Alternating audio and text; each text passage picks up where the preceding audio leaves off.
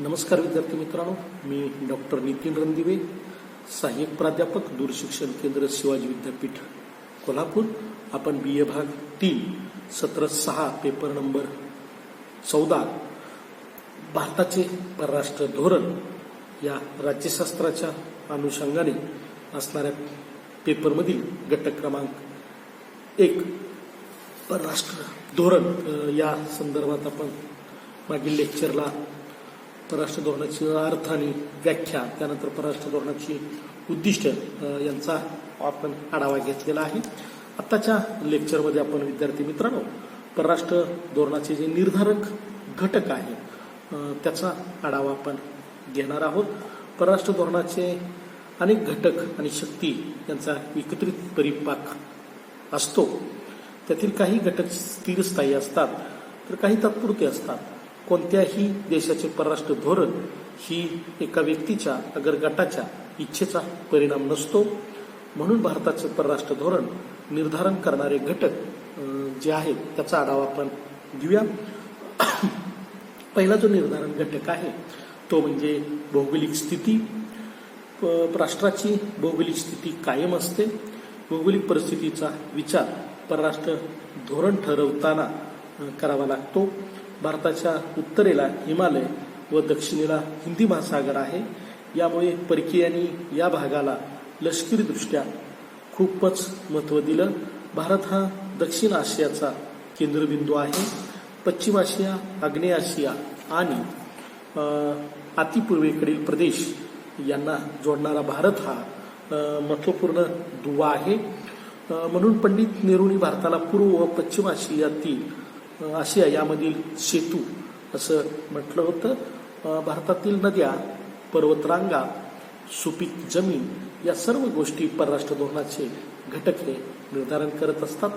निर्धारक घटक आहेत.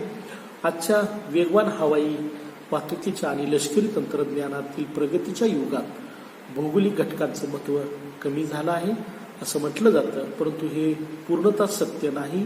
अद्यापही हा घटक महत्त्वपूर्ण आहे. उदाहरणार्थ सार्क, आशियान इत्यादी संघटनांची निर्मितीचे मुख्य आधार सदस्य राष्ट्रांमधील भौगोलिक जवळता हा आहे. दुसरा जो महत्त्वाचा घटक आहे तो म्हणजे आर्थिक घटक. भारत स्वतंत्र झाला त्यावेळी आर्थिक दृष्टीने विचार करता भारताची गणना अप्रगत राष्ट्रांमध्ये केली जात होती. एक अप्रगत शेती असलेला देश एवढीच भारताची आर्थिक प्रतिष्ठा होती. भारताचे रशियाशी प्रस्थापित झालेले संबंध औद्योगिक विकासाला सहाय्यक ठरलेले आहेत. भारताने आपल्या विकास योजनांच्या पूर्ततेसाठी विदेशातून अनिर्बंध मदत घेतलेली आहे. तरी कोणत्याही गटाच्या राजकारणात आपणास गुंतवून न घेता आपली स्वतंत्र समाजवादी अर्थव्यवस्था निर्धाराने राबवलेली आहे. तिसरा जो महत्त्वाचा घटक आहे तो म्हणजे नैसर्गिक साधन संपत्ती. भारत हा देश अन्नधान्य, खनिज संपत्ती, सुजलाम सुफलाम आहे. औद्योगिकरणाबरोबरच देशात शेती, विकास आणि हरित क्रांती प्रगतीच्या पथावर आहे. देशात पेट्रोल, तांबे, सोने, युरेनियम, गंधक अशी खनिज साधन संपत्ती देखील देशात आहे. या सर्व बाबी देशाचं सामर्थ्य वाढवण्यासाठी उपयुक्त आहेत. उदाहरणार्थ भारताला मोठ्या प्रमाणात पेट्रोलियम पदार्थासाठी आखाती देशावर अवलंबून राहावे लागते. त्यामुळे भारताने नेहमी आखाती देशांबरोबर चांगले संबंध प्रस्थापित करण्याचा प्रयत्न आपल्याला केलेला दिसून येतो. चौथा जो घटक आहे तो भारताचा लोकसंख्या हा महत्त्वाचा घटक आहे. भारताचा लोकसंख्येच्या बाबतीत जगात दुसरा नंबर लागतो. त्यामध्ये तरुणांचा वाटा मोठा आहे. यामुळेच भारताला तरुणांचा देश म्हणून संबोधण्यात येतं. लोकसंख्या हा घटक परराष्ट्र धोरणांवर प्रत्यक्ष परिणाम करणारा घटक आहे. आज अमेरिकेची लोकसंख्या 30 कोटीच्या आसपास आहे. एवढी लोकसंख्या कमी असूनही संपूर्ण जगावर वर्चस्व निर्माण करण्याचा प्रयत्न केला जातो. आज अमेरिकेतील वैद्य, तंत्रज्ञान, शिक्षण इत्यादी क्षेत्रात मोठ्या प्रमाणात भारतीय आहेत. भारताला रोजगाराची गरज आहे आणि अमेरिकेला कुशल मनुष्यबळाची गरज आहे. देशाच्या विकासाला आवश्यक असेल तेवढी लोकसंख्या, त्याचा परिणाम परराष्ट्र धोरणावर होत असतो. पाचवं जे महत्त्वाचा घटक आहे तो म्हणजे सहनशीलता. सहनशीलता भारतीय परराष्ट्र धोरणाचे पारंपरिक साधन आहे. दुसऱ्यांच्या विचारधारेचा आदर करणं हा भारताचा नैतिक गुण आहे. महात्मा गांधींनी म्हटले होते की हिंदू धर्म प्रत्येक व्यक्तीस आपला विश्वास आणि धर्मानुसार ईश्वराची उपासना करण्याचा अधिकार प्राप्त करून देतो. भारतीय विचारधारा कोणाचाही अनादर करत नाही. त्यामुळे भारतीय परराष्ट्र धोरणाचा सहनशीलता हा एक महत्त्वाचा घटक आहे. सहावा जो महत्त्वाचा घटक आहे तो ऐतिहासिक घटक. देशाचे परराष्ट्र धोरण प्रभावित करणारा घटक म्हणून इतिहास या घटकाची दखल घ्यावी लागते. भारतीय इतिहासात भारतीयांनी भारतीय भूखंडाबाहेर दिग्विजय गाजवून साम्राज्य सत्ता कोणत्याही काळात स्थापन केलेली नाही व परराष्ट्र धोरणात कधीच उपयोग केलेला नाही. भारतातील साम्राज्य ही भारतीय सीमेपुरती मर्यादित होती. भारत इतिहासातही विदेशातील साम्राज्यवादापासून अलिप्त होता. इंग्रज आपले शत्रू नसून इंग्रजी साम्राज्यवाद हा आपला शत्रू आहे ही शिकवण भारतीय परंपरेला अनुसरूनच होती. सातवा जो महत्त्वाचा घटक आहे तो म्हणजे विचारप्रणाली. भारताने आपले परराष्ट्र धोरण निर्धारण करताना विचारप्रणालीला महत्त्व दिले होते. भारताच्या राष्ट्रीय समस्या सत्य व अहिंसात्मक मार्गाने सोडवले जातात. म्हणून आंतरराष्ट्रीय समस्या ही सोडवण्यासाठी भारताने शांततेच्या मार्गाचा स्वीकार केला आहे. भारताच्या परराष्ट्र धोरणावर भगवान बुद्ध, महावीर, महात्मा गांधीजींच्या विचाराचा खोलवर परिणाम झालेला आहे. भारतीय तत्वज्ञानाप्रमाणेच उदारमतवाद, साम्यवाद याही विचारसरणीचा प्रभाव भारताच्या परराष्ट्र नीतीवर पडलेला आहे. पुढचा जो आठवा घटक आहे तो म्हणजे नेतृत्व. राष्ट्राचे परराष्ट्र धोरण ठरवण्याचे कार्य शासनाचे पदाधिकारी करत असतात.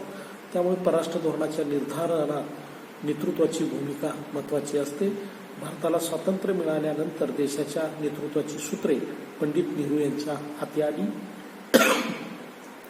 देशाचे पंतप्रधान व परराष्ट्र मंत्री पद स्वीकारल्यानंतर भारताच्या परराष्ट्र धोरणाला निश्चित आकार देण्याचे कार्य केलं.